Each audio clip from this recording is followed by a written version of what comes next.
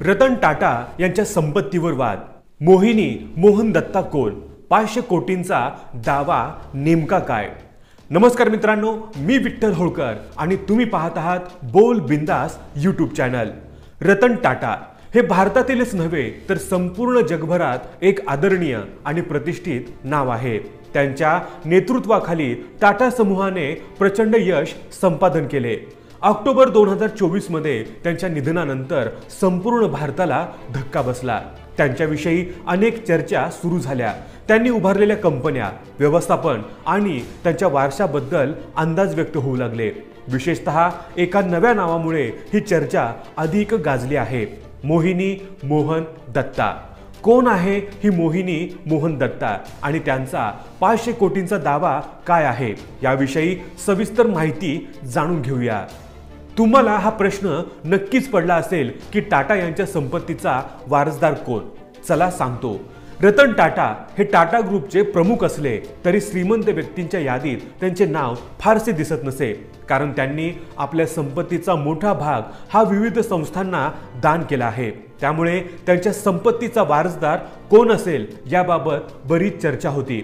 यासोबतच त्यांच्या मृत्यूपत्रात कोणाची नावे असतील हाही मोठा प्रश्न होता.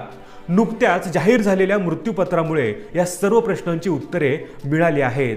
आता बघूया मोहिनी मोहन दत्ता यांचा दावा. रतन टाटा यांच्या संपत्तीवर वारस म्हणून मोहिनी मोहन दत्ता यांचे नाव पुढे आले आहे. आजवर फारसे चर्चेत नसलेल्या दत्ता यांनी थेट 500 कोटींपेक्षा जास्त संपत्तीवर दावा सांगितला आहे. काही अहवालानुसार त्यांनी 650 कोटीपर्यंतच्या संपत्तीचा दावा केला आहे. मात्र हा वाद कोर्टात जाण्याची शक्यता आहे. पण हे मोहिनी मोहन दत्ता कोण आहे? मोहिनी मोहन दत्ता हे टाटा ग्रुपचे माजी कर्मचारी आणि रतन टाटा यांच्या जवळच्या व्यक्तींपैकी एक होते. 1960च्या दशकाच्या सुरुवातीला जमशेदपूरमध्ये त्यांची पहिली भेट झाली. दत्ता यांनी आपल्या कारकिर्दीची सुरुवात ताज ग्रुपमधून केली आणि नंतर स्टॅलियन ट्रॅव्हल्स एजन्सी ही कंपनी स्थापन केली. 2013 मध्ये ही कंपनी टाटा ग्रुपच्या ताज सर्व्हिसेसमध्ये विलीन झाली. टाटा ग्रुपच्या काही कंपन्यांमध्ये त्यांचे शेअर्स आहेत. तसेच त्यांच्या मुलीपैकी एक टाटा ट्रस्टमध्ये कार्यरत होती.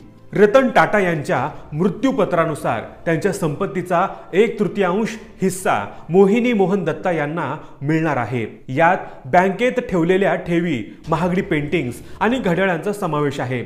उर्वरित 2/3 हिस्सा त्यांच्या सावत्र बहिणी शिरीनजी बॉय आणि दिनाजी बॉय यांना मिळणार आहे. आणि टाटा ग्रुप आणि कंपन्यांचे शेअर्स 2 मोठ्या ट्रस्टना देण्यात आले आहेत. टाटा ग्रुप आणि काही कायदेतज्ञांच्या मते मृत्यूपत्राच्या अंमलबजावणीवरून वाद उद्भवू शकतो. रतन टाटांनी कधीही कोणाला दत्तक घेतले नव्हते, त्यामुळे दत्तकांचा दावा कितपत योग्य आहे हे तपासले जाणार आहे.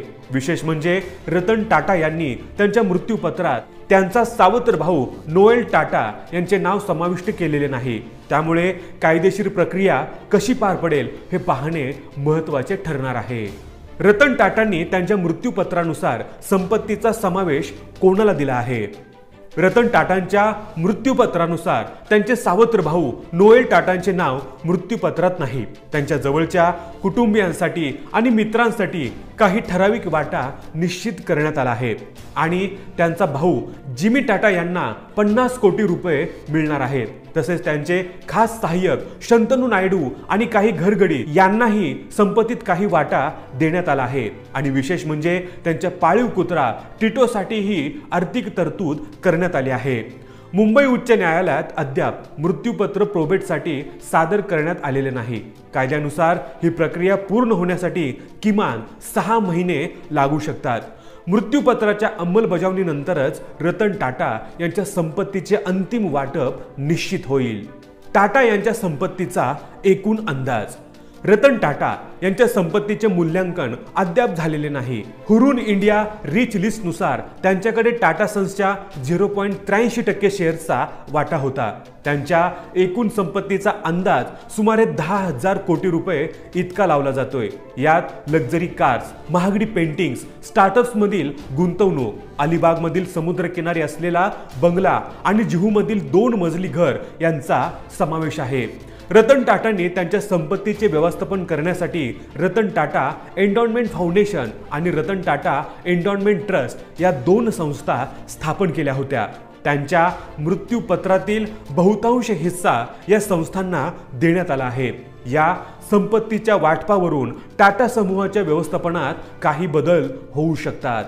टाटा समूहाने या विषयावर अद्याप अधिकृत प्रतिक्रिया दिलेली नाही, मात्र शेअर होल्डर्स आणि गुंतवणूकदार यावर बारकाईने लक्ष ठेवून आहेत। रतन टाटा यांच्या मृत्यूनंतर त्यांच्या संपत्तीचे वाटप मोठ्या चर्चेचा विषय ठरला आहे। मोहिनी मोहन दत्ता यांच्या दाव्यामुळे ही चर्चा अधिक गाजत आहे। न्यायालयीन प्रक्रियेअंती दत्तांना किती संपत्ती मिळेल हे पाहणे महत्त्वाचे ठरेल। टाटा समूहाने ट्रस्ट आणि समाजसेवेवर अधिक भर दिल्यामुळे या संपत्तीचे अंतिम वाटप कसे होईल याकडे संपूर्ण देशाचे लक्ष लागले आहे। रतन टाटा यांच्या संपत्तीवर मोहिनी मोहन दत्ता यांचा दावा कितपत मान्य होईल हे कोर्टाच्या निर्णयावर अवलंबून आहे। भविष्यातील कायदेशीर प्रक्रिया आणि मृत्यूपत्राच्या अंमलबजावणीनंतरच या चर्चेला पूर्णविराम मिळेल। पण यावर तुम्हाला काय वाटतं? तुमच्या प्रतिक्रिया कमेंट करा आणि व्हिडिओ आवडला असेल तर लाईक करा, शेअर करा आणि अजून असेच माहितीपूर्ण व्हिडिओ पाहण्यासाठी आपल्या बोल बिंदास या YouTube चॅनलला सबस्क्राइब करायला अजिबात विसरू नका। धन्यवाद।